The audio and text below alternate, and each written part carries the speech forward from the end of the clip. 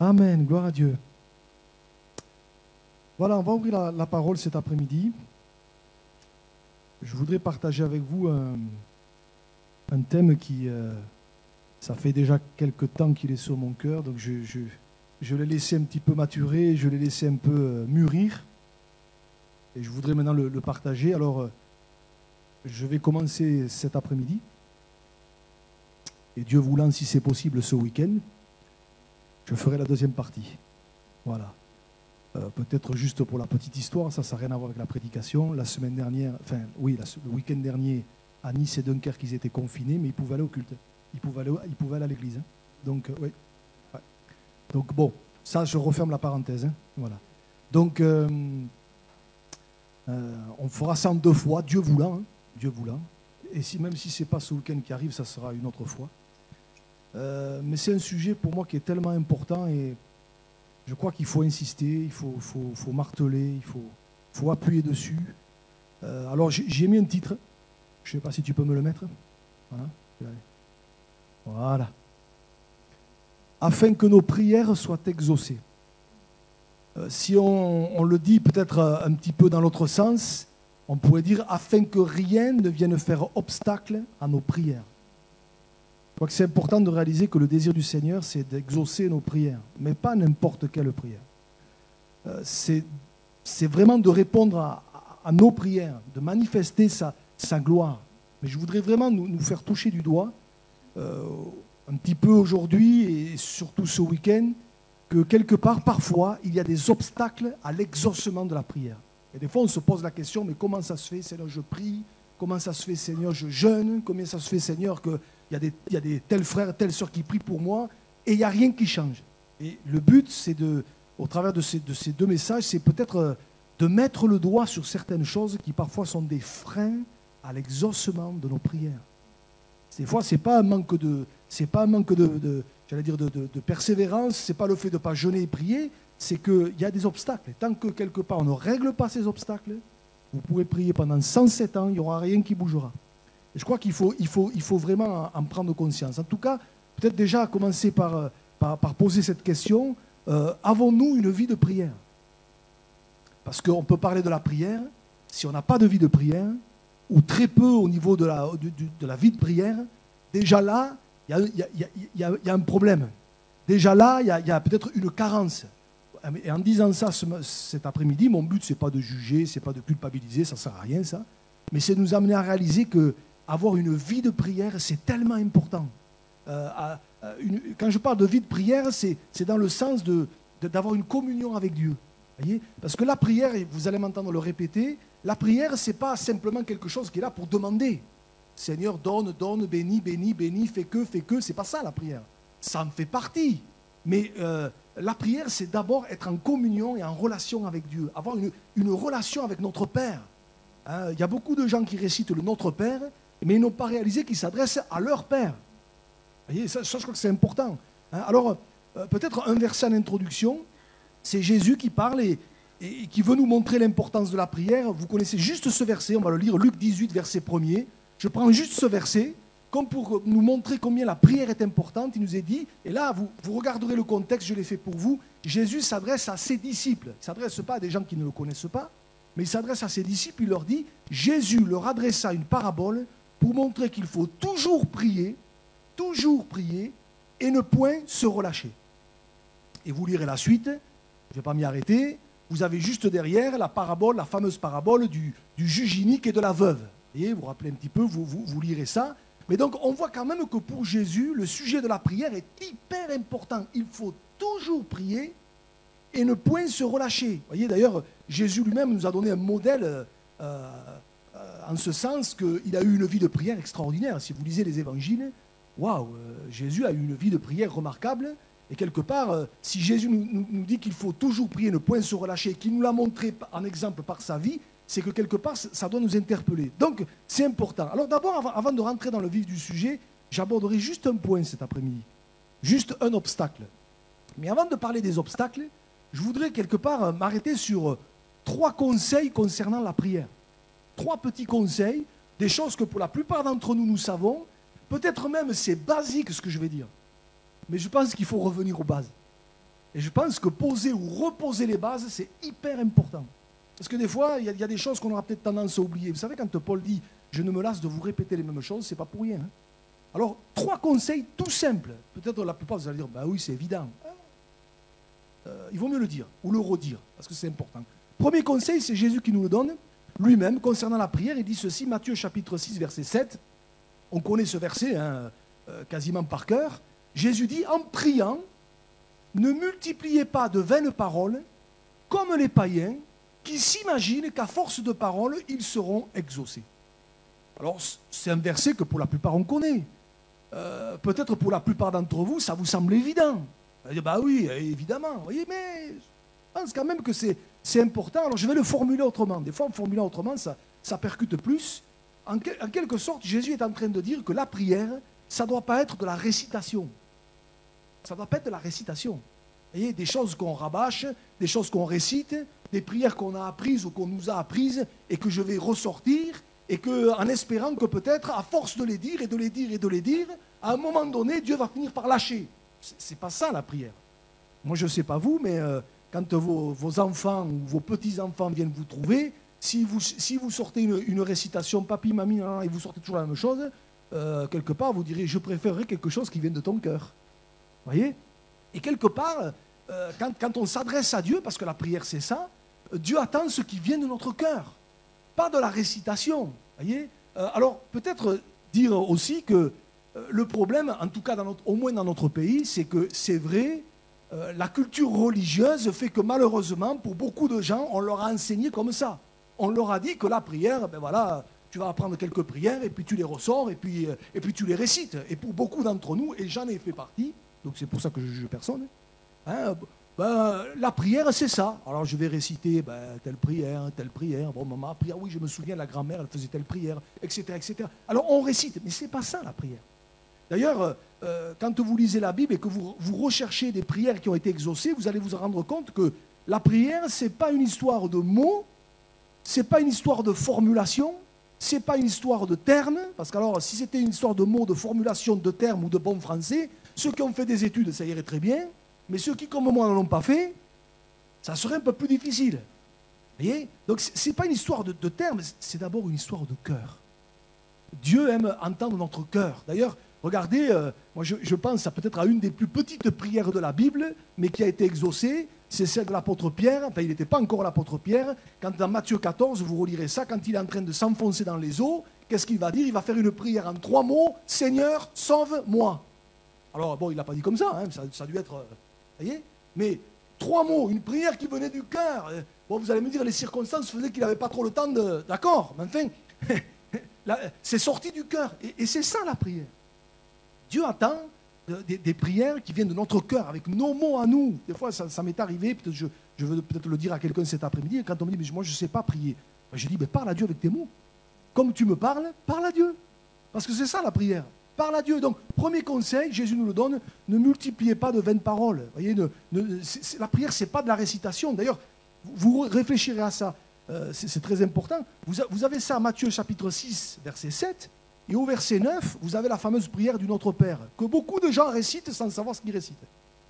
Donc, si Jésus avait donné cette prière pour qu'on la récite, c'est quand même bizarre que 2 versets avant, il dit ne multipliez pas de vaines paroles, ne récitez pas, quoi. Voyez. Donc, ça c'est important. Premier conseil, prier avec notre cœur. Deuxième conseil, et ça c'est l'apôtre Jean qui nous le donne, un verset que les chrétiens connaissent. Regardez, 1 Jean chapitre 5, versets 14 et 15. Nous avons auprès de lui cette assurance que si nous demandons quelque chose selon sa volonté, il nous écoute. Et si nous savons qu'il nous écoute, quelque chose que nous demandions, nous savons que nous possédons la chose que nous lui avons demandée. Et là aussi, on touche à quelque chose d'important. Je ne vais pas trop m'y arrêter, mais je pense que ça a le mérite d'être souligné. C'est que la prière, ça ne doit pas être un moyen de satisfaire nos envies. Ce n'est pas un moyen de satisfaire nos désirs. Alors bien sûr, on peut avoir des désirs, on peut exprimer des désirs. D'ailleurs, vous lirez ça dans le psaume 38. David va dire ceci: « Tous mes désirs sont devant toi. Tous mes désirs sont devant toi. » Seigneur, écoute, tu veux les exaucer, tu les exauces. Ce n'est pas ta volonté, tu ne le fais pas. Mais tous mes désirs sont devant toi. Mais je crois que c'est important de réaliser que la prière, ce n'est pas un moyen de satisfaire nos caprices. Ce n'est pas un moyen de satisfaire nos envies. La prière, on vient de le lire, hein, ce passage, hein, si nous demandons quelque chose selon sa volonté. Sa volonté, c'est de nous bénir. Hein. La seule chose, c'est que parfois, on n'a pas la même définition de la bénédiction. Des fois, il y a des choses, on pense que ça va nous bénir, mais Dieu sait très bien que ça ne nous bénira pas. Vous voyez? Et c'est pour ça que c'est important. L'apôtre Paul le dira en d'autres termes. Vous avez ça dans Philippiens chapitre 4, verset 6. Il va dire, faites connaître vos besoins à Dieu, par des prières, des supplications, avec action de grâce, et la paix de Dieu qui surpasse toute intelligence gardera vos cœurs et vos pensées en Jésus-Christ. Mais il dit bien, faites connaître vos besoins, pas vos envies. Pas vos envies. Faites connaître vos besoins, parce que nos besoins, il est prêt à y répondre. Et on se rappelle que dans Matthieu 6, Jésus dira, à propos du manger, du boire, toutes ces choses, ce sont les païens qui les recherchent. Votre Père céleste sait que vous en avez besoin. Donc Dieu s'engage à prendre soin de nous. Si on est fidèle, si on fait les choses comme on doit les faire. Si j'ai besoin d'un travail, ben, ça fait partie d'un besoin. Travailler aujourd'hui, c'est important. Moi, je crois, et pour avoir fait l'expérience, et peut-être beaucoup aussi ici, quand on demande au Seigneur de nous ouvrir une porte pour un travail, je crois que Dieu ouvre des portes. Je crois que Dieu répond à ce genre de prière, parce que c'est sa volonté. Bien sûr, si je reste dans mon canapé en attendant que ça vienne, je ne sais pas si Dieu nous exaucera. Parce qu'il faut toujours faire notre part. Voyez, etc., etc. Donc, voyez, là aussi, encore un conseil important, si nous demandons quelque chose, selon sa volonté. Si je demande quelque chose, je sais que c'est sa volonté. Alors, là, je peux demander, je peux prier, m'attendre à la grâce de Dieu. Et puis, troisième conseil, tout simple aussi, la prière, ce ne doit pas être dans notre vie une roue de secours. Alors, le principe de la roue de secours, c'est qu'elle sert ou elle ne sert qu'en cas de besoin.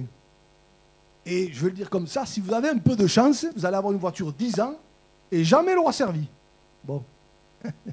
En général, c'est la loi des séries. Vous crevez une fois, 3 semaines après, vous recrevez. Ça ne vous arrivera plus pendant 10 ans, mais bon, bref, qu'importe. Hein? Mais la prière, ce n'est pas une roue de secours. Ça ne doit pas être dans notre vie. Ah tiens, j'ai un problème. Ah ben, tiens, je vais prier. C'est pas ça la prière. Et la prière, c'est un style de vie. La prière, c'est quelque chose qui doit, comme je vais dire ça comme ça, qui doit nous coller à la peau. Voyez, un chrétien, un enfant de Dieu qui a rencontré Jésus, qui s'est repenti de ses péchés, qui est passé par la nouvelle naissance, mais c'est quelqu'un qui prie, quoi. C'est quelqu'un qui est en relation avec Dieu. Voyez, et autrement dit, la prière, ce n'est pas une roue de secours. C'est pour ça que j'aime beaucoup ce verset. On va le mettre, Daniel chapitre 6, verset 10. Il est dit ceci, on connaît ce verset, mais moi je l'aime beaucoup. Lorsque Daniel sut que le décret était écrit, il se retira dans sa maison où les fenêtres de la chambre supérieure étaient ouvertes dans la direction de Jérusalem. Et 3 fois le jour, alors ce n'est pas une règle là, ça ne veut pas dire qu'il faut le faire 3 fois par jour, mais lui il faisait comme ça. Voilà. Moi je ne sais pas comment vous faites pour prier. Moi j'aime bien prier le matin tôt.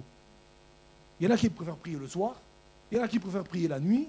Si vous priez à 14h, priez à 14h, vous faites comme vous voulez. Et si vous voulez prier à 10h, à 14h, vous faites ce que vous voulez. Voyez, lui, c'était 3 fois. Il priait 3 fois le jour, il se mettait à genoux, il priait et il louait son Dieu comme il le faisait auparavant. Ça veut dire que chez Daniel, la prière, le contact avec Dieu, c'était pas quand j'ai besoin, tout d'un coup, oh, il y a un problème, je prie. Non, non, c'était naturel. Et que ça aille bien ou que ça n'aille pas, je prie. J'ai une relation avec Dieu. J'ai une communion avec Dieu. Et ça, c'est important, vous voyez. Et peut-être, j'aimerais m'adresser peut-être à quelqu'un, peut-être à un croyant cet après-midi. Je ne sais pas. Si, mon frère, ma soeur, le but, ce n'est pas de nous culpabiliser, c'est de faire des progrès. Si peut-être notre vie de prière se résume à simplement la roue de secours, ben peut-être il y a quelque chose à rectifier. Peut-être quelque chose à revoir là. Peut-être quelque chose qu'on n'a pas compris. Parce que la prière, c'est extraordinaire. C'est extraordinaire. Ouais. De toute façon,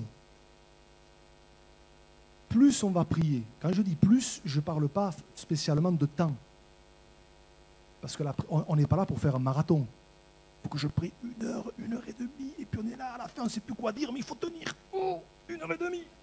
Et puis je sors et j'ai prié 1 heure et demie. C'est pas ça, c'est pas ça. Mais ça n'a rien à voir avec ça, vous voyez, mais plus je prie, et plus je vais avoir envie de prier. Plus mon cœur va le réclamer, plus mon âme va le réclamer. euh, je peux dire aujourd'hui, parce que ça n'a pas toujours été le cas, mais passer un jour sans prier, ça m'est difficile. Je ne peux pas. Voilà. Comme lire la parole, c'est pareil.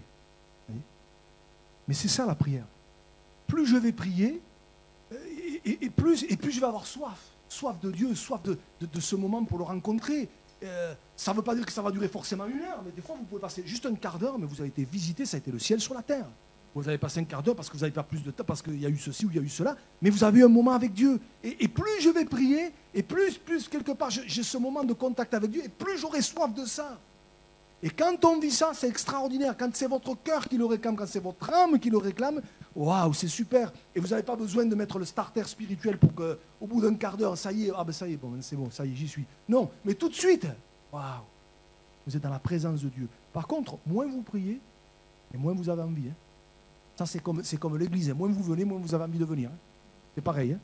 Moins vous priez, et plus la prière devient compliquée. Plus, ah oui, c'est vrai, oh, je sais pas. Le soir, vous allez vous mettre au lit, vous allez dire, oh, je n'ai pas prié. Je comprends pourquoi Paul disait à Timothée, vous connaissez ce verset, exerce-toi à la piété. Je ne suis pas un spécialiste du grec, mais ce verbe exercer, là, c'est dans le sens du sportif. Vous voyez, le sportif, il s'entraîne. Et il a l'habitude de s'entraîner, vous voyez. Et c'est ça que la pensée de l'apôtre Paul ici, inspirée par le Saint-Esprit. Exerce-toi la piété. C'est-à-dire, plus je vais m'y mettre, dans le bon sens du terme, plus je vais... Mais plus ça va devenir naturel. Et je ne vais pas me forcer. Je ne vais pas me forcer, ce n'est pas un exploit, c'est que c'est un besoin. Je ne sais pas où on en est au niveau de la prière. Mais si peut-être, tu dis, oh, là moi, je n'en suis pas là, le but, ce n'est pas de te culpabiliser, c'est de dire, Seigneur, moi, je veux rentrer dans cette dimension-là, de la prière. J'ai soif de ta présence. Moi, il y a un psaume qui ne me lâche pas, et c'est le psaume 42. Il dit, comme une biche soupire après des courants d'eau, ainsi mon âme soupire après toi. Et j'ai dit, Seigneur, c'est ça que je veux vivre avec toi. Soupirer après la présence de Dieu, après les parvis de l'Éternel. Vous avez dans le psaume 84, mon âme soupire, languit après les parvis de l'Éternel. Waouh, parce que ça fait partie intégrante de nous, vous voyez. On ne peut pas nous l'enlever. Et quelque part, j'ai envie de nous dire, mais c'est ça la prière. Si ce n'est pas ça, ça va devenir lourd. Hein. Ça va devenir très religieux. Et franchement, moi, le religieux, j'en veux pas. Hein. Religieux, on va réciter, on va faire sa petite prière. T'as fait ta prière? Ah oui, c'est vrai. Pas ça. Et si j'aime retrouver quelqu'un, je ne me force pas. Quand on a rencontré monsieur ou madame au tout début, on ne se forçait pas. Hein, alors aujourd'hui, c'est vrai, il y a Internet, il y a tout ce que vous voulez, il y a Skype, il y a Messenger. Moi, à l'époque, il n'y avait pas tout ça. Hein. Il n'y avait que le courrier. Alors, mais on avait envie de retrouver le ou la. Et on voulait être en sa présence. Mais c'est pareil sur le plan spirituel. Seigneur, je veux te rencontrer. C'est pour ça que j'ai pris ces chants. Je viens te rencontrer. Je viens te rencontrer. Alors, c'est là qu'on en arrive. Vous allez me dire, tu as mis du temps pour y arriver. Mais je pense que ce qu'on a vu là, c'était important. Mais les obstacles à la prière, c'est vraiment ça qui m'intéresse. J'ai bien conscience, surtout ce week-end, que je vais mettre le doigt sur des choses qui peut-être vont tirailler. J'en ai bien conscience. Mais je crois que c'est important. C'est très important. Si on veut voir nos prières exaucées, si on veut voir la gloire de Dieu, si on veut vivre ce que la parole de Dieu dit. Et moi, je ne sais pas vous, mais moi j'ai soif. Hein. Moi, je veux voir la parole de Dieu s'accomplir. Je veux voir les malades guéris, je veux voir des vies changées, transformées, etc. etc. Quoique, à ce niveau-là, par rapport aux obstacles, force est de constater que c'est vrai dans certains cas, Dieu ne répond pas toujours aussi vite que ce qu'on voudrait. Et dans ce cas-là, c'est vrai qu'il faut persévérer. On a souvent entendu, vous avez souvent entendu des prédications sur persévérer dans la prière. Et c'est vrai, c'est biblique. Hein, Acte 2, 42, il persévérait dans la prière, dans la fraction du pain, dans l'enseignement des apôtres, dans la communion fraternelle. La prière, ça demande de la persévérance. Voilà. Il y a des tas de textes, je ne les ai pas donnés aux vidéos, où il est dit persévérer dans la prière. On est OK. Des fois, il faut persévérer. Mais je crois quand même qu'une chose, c'est que si Dieu ne répond pas du tout, si Dieu ne répond pas du tout, alors, je ne vais pas dire tout le temps, je ne vais pas dire tout le temps, c'est que souvent, il y a un obstacle qui est là, et que tant qu'on ne l'a pas enlevé, Dieu ne peut pas répondre. Je crois que ça, c'est important de le réaliser.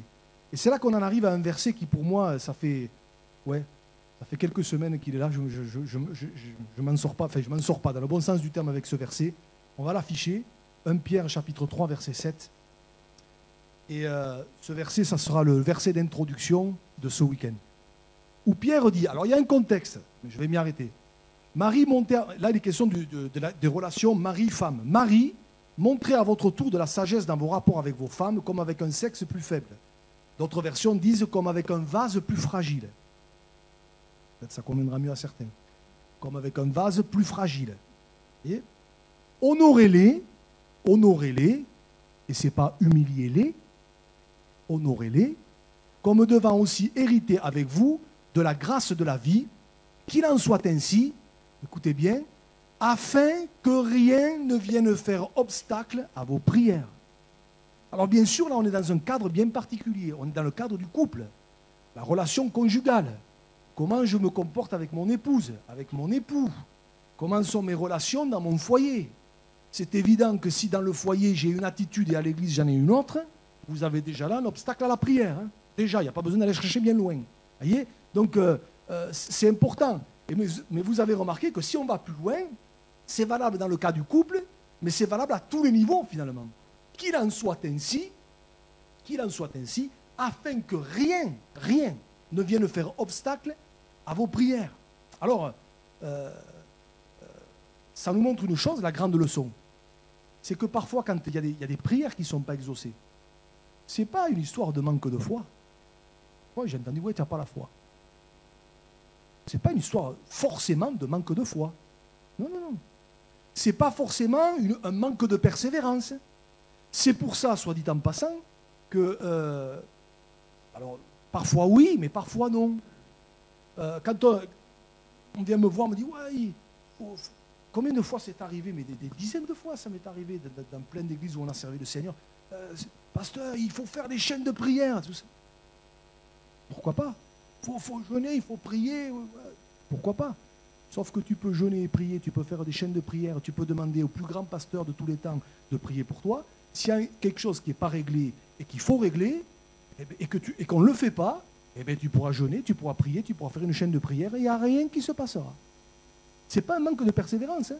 Et des fois, j'ai vu des gens, ils priaient.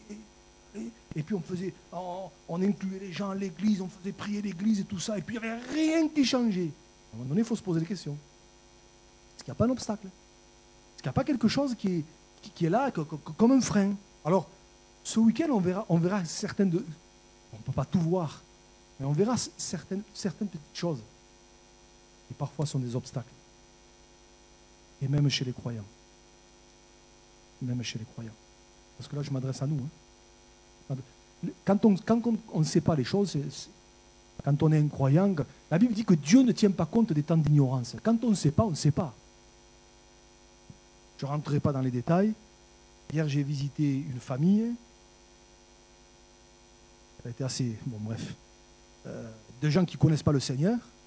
Il y avait quelques problèmes dans la maison, même des gros problèmes dans la maison. Et quand vous posez quelques questions, vous vous rendez compte qu'on a fréquenté les voyants, etc., etc. Donc forcément, il ne faut pas s'étonner qu'il y ait des problèmes. Mais ils ne savaient pas. Donc quand on ne sait pas, c'est une chose. Quand on sait, c'en est une autre. Quand on est enseigné, c'en est une autre. Là, c'est plus la même. Hein. C'est plus la même. Alors, je voudrais juste m'arrêter cet après-midi sur un obstacle. Un. On en verra d'autres ce week-end. On n'en parle pas souvent. Pour la plupart d'entre vous, je pense que vous êtes au clair. Mais il vaut mieux le redire. Il vaut mieux le redire. Premier obstacle, c'est tout qui parfois bloque. C'est tout ce qui concerne de près ou de loin l'occulte. L'occulte. Les voyants, les médiums, et tout ce qui gravite autour de ça. Tout ce qui gravite autour de ça. Tout ce qui gravite avec le monde des ténèbres. Même si on ne met pas derrière ça le monde des ténèbres. Mais ça, vous voyez, tout ça, c'est des obstacles. Parfois, ce qui bloque, l'exaucement de la prière.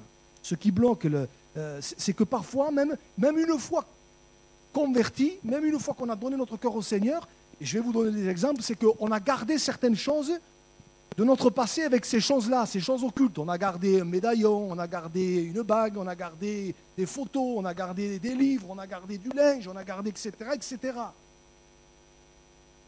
Mais ça donne des droits à l'ennemi dans le foyer. Ça donne des droits à l'ennemi.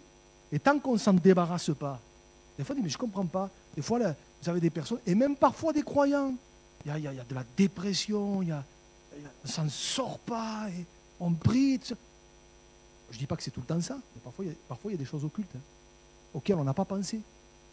Je me souviens, il y a quelques années, bon, ce n'est pas ici, donc c'est pour ça que j'en parle, et je ne rentrerai pas volontairement dans les détails. On me fait venir dans une famille. Des gens, alors ils ne venaient pas dans notre église, ils allaient dans une autre église, qu'importe, ce n'est pas le problème. Et puis on me fait venir parce que, en fait, la jeune fille de ce foyer venait dans notre église, mais toute sa famille allait dans une autre église. Pas de problème. Et elle me fait venir parce que ça n'allait pas dans la maison. Elle me fait venir parce qu'il y avait des manifestations bizarres dans la maison.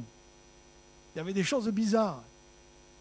Donc, qu'est-ce que j'ai fait comme tout pasteur ferait? J'ai posé des questions. Est-ce que... je m'adresse à des croyants, là. Hein. Est-ce que... les voyants, les trucs, machin, même avant de connaître le Seigneur, tout ça. Non. Hein. Et puis,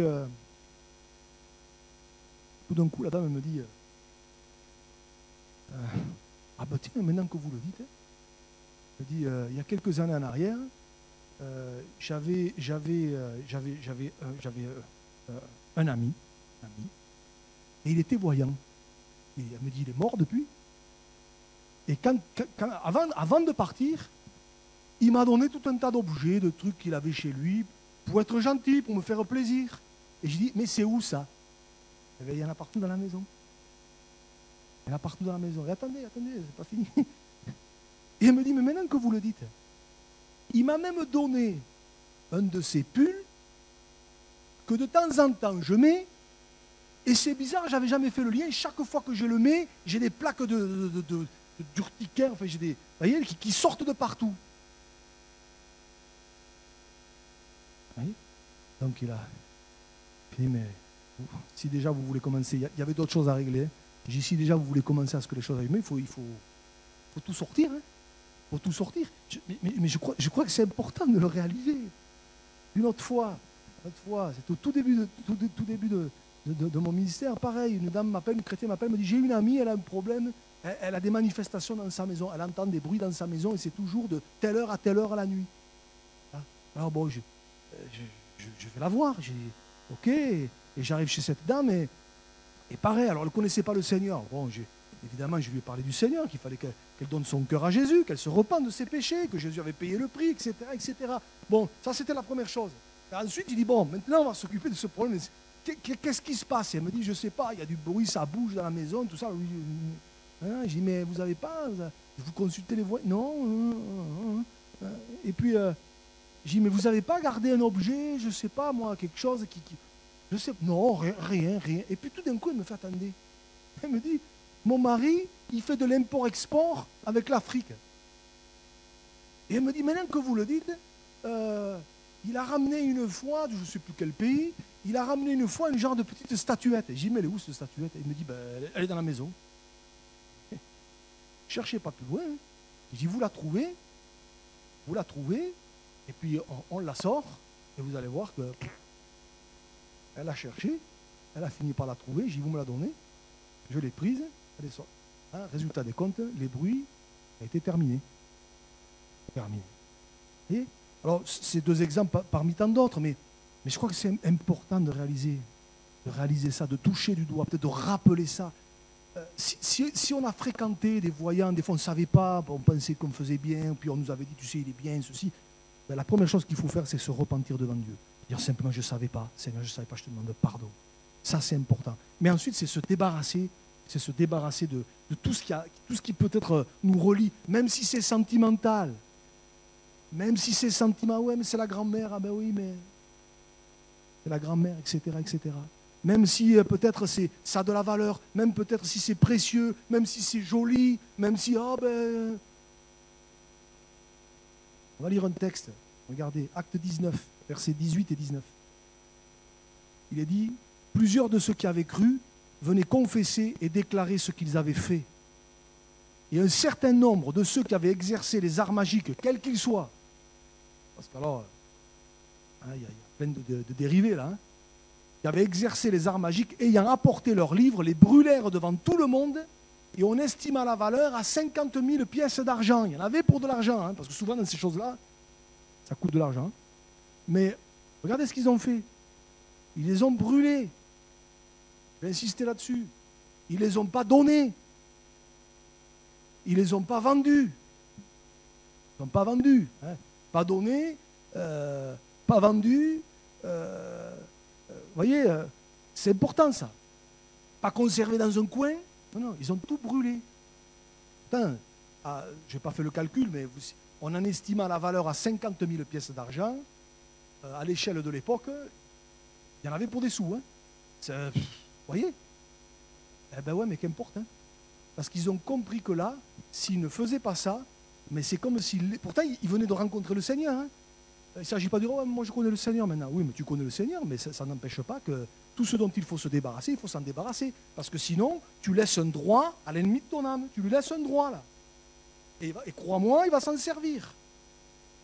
Il va s'en servir. Et des fois, il faut se débarrasser de ces choses-là. Alors peut-être, je ne sais pas, peut-être je dis ça à des gens convaincus, ou peut-être, mais je ne sais pas, mais si on a touché de près ou de loin à ces choses-là, il faut s'en repentir devant Dieu, peut-être on ne savait pas. Mais il faut aussi couper avec tout ce qui a trait à ça. Il faut couper. Voilà.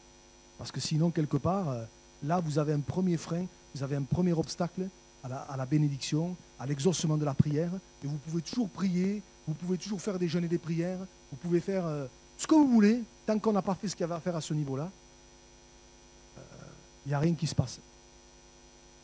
Il n'y a rien qui se passe. Peut-être un dernier témoignage. Ça s'est passé il n'y a pas longtemps. C'est pas moi. Hein, c'est pas moi. C'est un collègue à moi qui me racontait ça dans son église. Une sœur de l'église avait des soucis de santé qui étaient pas normales, quoi. Tout d'un coup, elle pouvait se retrouver avec des analyses qui n'étaient pas bonnes. Et puis tout d'un coup, elle pouvait se retrouver avec comme la dépression. Enfin, ça n'allait pas, quoi. Ça allait pas. Je passe sur beaucoup de détails. Et puis ce frère, ce serviteur de Dieu qui priait pour ça. Alors, je ne me souviens plus ce qu'il m'a dit, si c'était une nuit, dans son moment de prière. Dans son moment de prière, il a eu comme une vision où il voyait une espèce de statuette. C'était très clair dans son esprit. Et passe sur beaucoup de détails. Quand il a revu cette sœur, la statuette qu'il a vue, c'était la statuette qu'elle avait chez elle. Et il a fallu enlever. Et puis je ne vous explique pas, il n'y avait pas que ça à enlever. Il y en avait des choses. Il y en avait des choses. Il y avait des habits, il y avait des trucs qui avaient appartenu à des choses, à des gens un peu... Vous voyez, des fois on ne s'en rend pas compte, on n'en parle pas souvent de ça. Mais il faut le dire. Il faut couper avec toutes ces choses-là. Il faut couper avec toutes ces choses-là. Parce que sinon, vous avez là un obstacle. Vous avez un obstacle à la prière. On verra d'autres choses ce week-end, je vais m'arrêter là.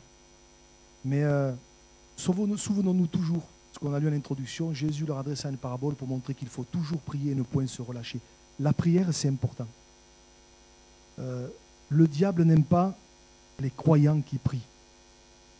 Je n'ai pas dit les croyants parfaits, sans défaut, parce que ça, là-dessus, on en est rempli. Je parle pour moi. Mais les croyants qui prient, des hommes et des femmes qui ont une relation avec Dieu, croyez-moi, ça, le diable, il n'aime pas. Quelqu'un qui vient à l'église, mais qui ne prie pas, qui n'a aucune vie de prière, qui n'a aucune communion avec Dieu, ça ne lui fait pas trop peur. Mais quelqu'un qui a une relation avec Dieu, une église où on prie, on se tient devant Dieu, croyez-moi, ça, c'est pas la même. Et le but, vraiment le but, c'est de nous encourager les uns les autres à dire, Seigneur, qu'on soit des hommes et des femmes de prière. Bien sûr pour demander la bénédiction, bien sûr pour demander la guérison de celui-ci ou de celle-là, bien sûr pour demander la solution à telle ou telle situation compliquée, bien sûr. Mais aussi et surtout pour se tenir devant Dieu. Pour se tenir devant Dieu et le chercher lui. Et peut-être, ça me vient à l'esprit, je pense à cette parole de Ésaïe, chapitre 55, verset 6. Il est dit, cherchez l'Éternel pendant qu'il se trouve. Cherchez l'Éternel pendant qu'il se trouve. Voilà. Invoquez-le tandis qu'il est prêt. Mais notez bien, je n'avais pas prévu de vous dire ça, mais notez bien, qu'est-ce qu'on cherche? Est-ce qu'on cherche juste la bénédiction? Moi, je préfère chercher le Dieu de la bénédiction. Chercher l'Éternel. Et parfois, c'est là qu'on peut, sans s'en rendre compte, moi, je l'ai fait, donc c'est pour ça que je vous le dis. Des fois, on peut s'égarer parce qu'on cherche la bénédiction, on cherche la réponse, mais on ne cherche pas Dieu. On ne cherche pas Dieu. Cherchez l'Éternel, cherche Dieu. La présence de Dieu, la communion avec Dieu. Je crois que tout le reste suivra. Ça rejoint ce que Jésus avait dit. Cherchez premièrement le royaume de Dieu et sa justice, et toutes ces choses vous seront données par-dessus. Il y a un principe spirituel. Que Dieu nous aide vraiment à chercher Dieu. La prière, c'est chercher Dieu. Seigneur, je viens chercher ta présence. Je viens chercher ta présence. Et quand on est à la présence de Dieu, on oublie tout le reste. Quand vous savez que Dieu est là, et ça vous fait du bien, ça vous renouvelle. Et des fois, vous êtes venu pour un besoin. Vous étiez tellement bien dans la présence de Dieu que vous n'avez même pas pensé de demander pour le besoin. Mais croyez-moi, quand c'est ça, le besoin de Dieu, il s'en est occupé déjà. Il s'en est occupé. Alors, on va s'arrêter là cet après-midi. On continuera ce week-end. Mais que vraiment on puisse réaliser l'importance de la prière. Dieu veut exaucer nos prières. Dieu veut répondre à nos prières. Mais c'est quand même balisé, si vous me permettez l'expression. On a vu quelques conseils. Il y a des obstacles aussi.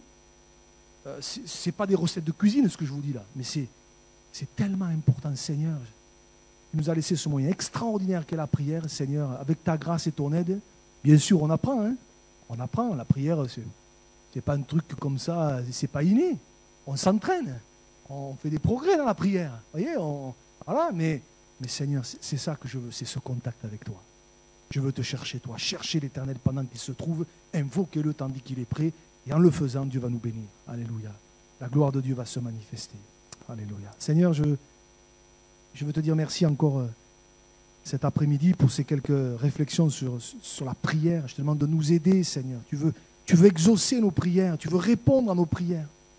Seigneur, mais s'il y a des choses qui bloquent, et je parle pour moi, Seigneur, montre-le, Seigneur, montre-moi-le. Seigneur, afin que vraiment il y ait vraiment ce libre accès, Seigneur, que tu puisses te manifester, Seigneur. Oh Jésus, je te dis merci parce que tu veux nous faire remporter de belles victoires. Tu veux nous amener plus loin. Seigneur, tu veux nous amener à te rencontrer, comme nous l'avons chanté tout à l'heure. Comme dit ce chant, c'est vrai, ta présence, c'est le ciel pour moi. Et Seigneur, c'est toi qu'on veut chercher, c'est ta présence qu'on veut de plus en plus, de mieux en mieux. Seigneur, c'est comme cette femme des évangiles qui a touché le bord de ton vêtement. Mais c'est ce qu'on veut faire, Seigneur, afin que vraiment tu puisses te glorifier et te manifester. Seigneur, je te bénis encore cet après-midi. Je sais, Seigneur, que tu poses ta main sur nous, que ton regard est sur nous.